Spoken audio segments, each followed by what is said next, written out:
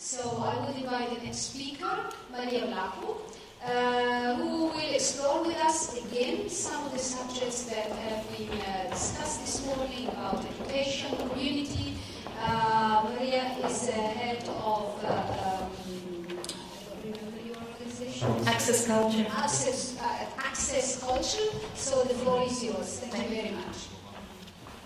Good afternoon, everyone. NEMO, thank you for the invitation. It is an honor to be here.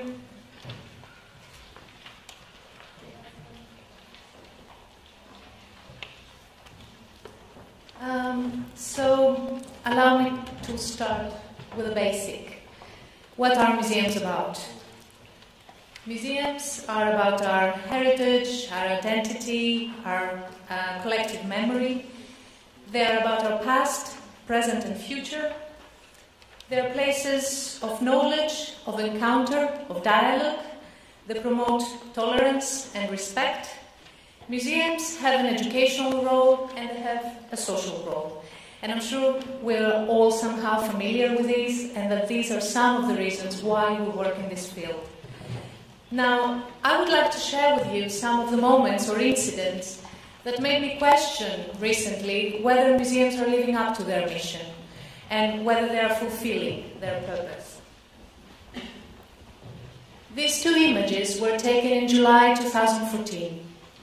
During the massacre in Gaza, there were demonstrations in a number of European cities against Israel, and the cry "Death to the Jews" was heard once again on European soil. On the window of a small Belgian cafe, a sign read, "Dogs are allowed, but Zionists under no circumstances." And it seems that the Turkish text read Jews, not Zionists. So I waited for our Jewish or Holocaust or Second World War or national history museums to react, to use all that material they have been collecting and preserving and researching in order to help people think a bit more critically about the situation. The only reaction that I'm aware of was a statement by the Holocaust Memorial Museum in Washington on rising anti-Semitism, and as it is usual and expected, there was no reference on that statement to the political and social context of the re-emergence of the phenomenon.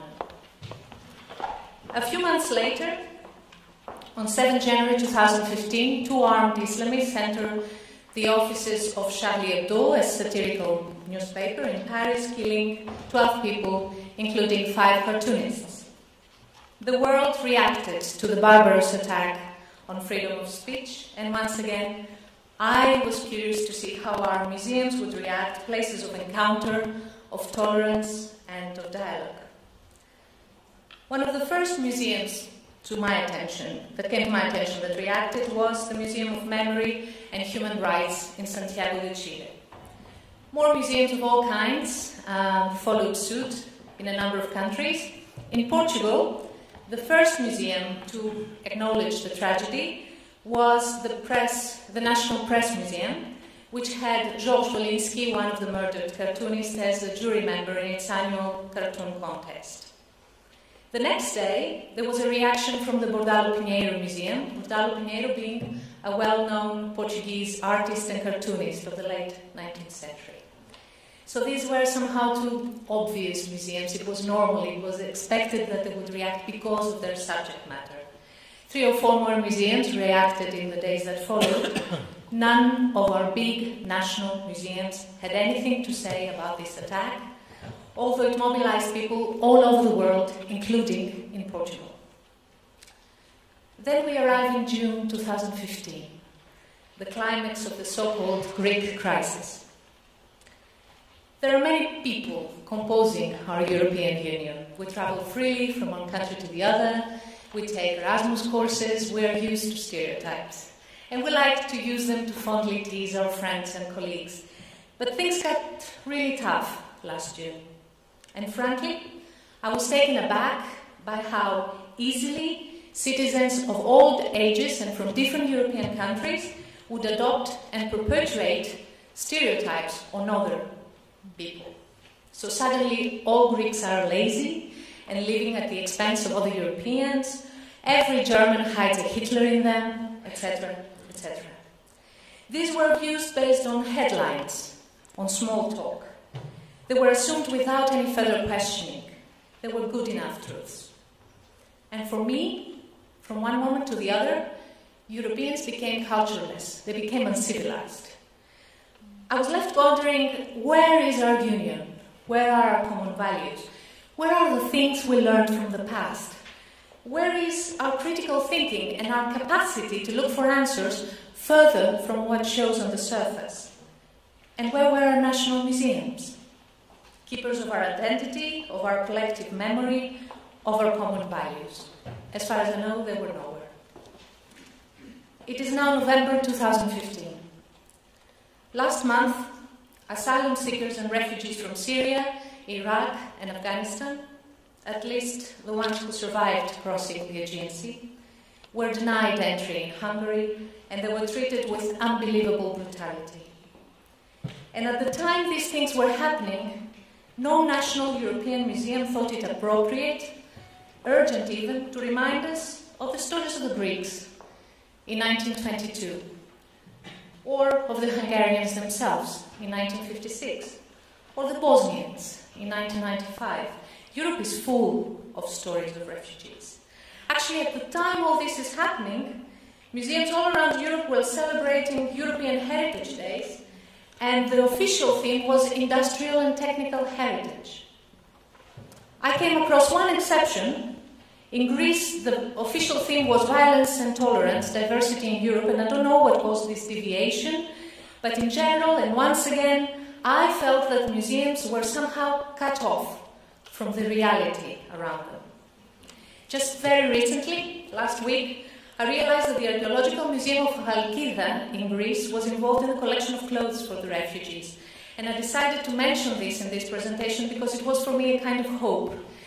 And it became a stronger hope when I found out about Alexandra's work in Slovenia today. So there are more museums acknowledging at least the situation.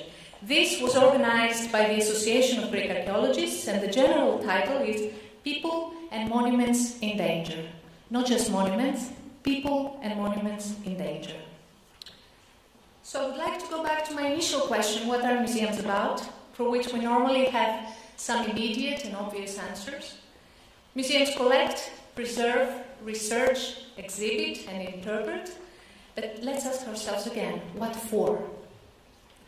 I don't see museums as islands, and I cannot conceive culture or institutions that remain untouched by what's going on around them. We don't collect for the sake of objects alone. We collect because we can produce knowledge that can help us understand the past, reflect on our present, and dream of our future. And we don't produce knowledge for the sake of knowledge alone as a mere intellectual exercise among the specialists in each field. We produce knowledge so that each and every one of us can grow as a person, can become more critical of our society and more involved, can learn to appreciate dialogue, feel empathy, be tolerant, become more educated and more civilized, less barbarian, at all times and in all places recognize the humanity of others fully. So I feel we are failing. We are failing every time we don't put our work into real use at the service of society. We're failing every time we choose to remain silent in the name of some fictitious neutrality. Silence is a political option, and what we do is anything but neutral. Museums and cultural organizations in general are part of this society. They cannot choose to stay apart. They are part of a network together with other social and educational institutions which aims to improve our society by supporting freedom, justice, and the equality of all human beings. A year ago, our colleagues in the United States of America were confronted with these issues following the killings of black people by the police in different US cities and the decisions of grand juries not to charge the policemen involved. In a joint statement from museum bloggers and professionals, we read, "Things must change. New laws and policies will help. but any movement toward greater cultural and racial understanding and communication must be supported by our country's cultural and educational infrastructure. Museums are part of this educational and cultural network. And further down, as of now, only the Association of African American Museums has issued a formal statement about the larger issues related to Ferguson, Cleveland, and Staten Island. We believe that the silence of other museum organizations sends a message that these issues are the concern only of African Americans and only of African American museums. We know that this is not the case. So this is something I believe we should all consider, our connection to contemporary social issues no matter what kind of collection we have. When 5 cartoonists are murdered in Paris because of the work they do, and we may or may not appreciate that work, that's not the issue here, I don't expect only the 2 Portuguese museums who are related to the art of political cartoon to take a stand. I expect every Portuguese museum that assumes an educational role in the promotion of tolerance, dialogue, and respect to take a stand.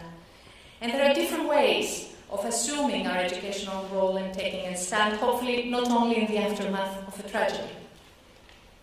In 2014, the exhibition 140 Characters at the São Paulo Museum of Modern Art in Brazil had brought together 140 works from the museum collection, inviting people to reflect on the social unrest that Brazil was experiencing at the time and the political mobilization through the social media, 140 being the maximum number of characters we can use on a single tweet on Twitter. In that same year, we had Disobedient Objects at the Victoria and Albert Museum, an exhibition that brought together examples of art and design which were developed by countercultures to communicate political messages and to facilitate protests. And as one of the curators, Gavin Grindon, explained at the time, social movement cultures aren't normally collected by museums, with the exception of prints and posters. We wanted to raise the question of this absence of other kinds of disobedient objects in the museum. The approach here was different from the one at the São Paulo Museum. Here a gap was identified in the collection, and the aim was to fill this gap as well as to maintain the museum relevant. It was the year before, 2013, that the Victoria and Albert presented its rapid response collecting strategy, which determined that objects would be collected in response to major moments in history, and in the case of the V&A, this touches the world of design and manufacturing. So, our objects and the stories they carry can help us reflect on our contemporary life. We can and should do this, not with an opportunistic intent, but as part of a larger strategy that puts our work at the service of society and keeps it relevant, by fully and permanently assuming our role in educating active and critical citizens. As Martin Luther King said, the ultimate measure of a man is not where he stands in moments of comfort and convenience, but where he stands at times of challenge and controversy. Museums are not just buildings full of objects. Museums are the people, you and me, the men and women working in them, running them, and making decisions. We are not living in a world apart, both as individuals and as professionals. And we should do our best to be part of people's lives, to be relevant to them. These are indeed times of challenge and controversy for Europe and beyond, and I wish to see more museums living up to this challenge. Thank you very much.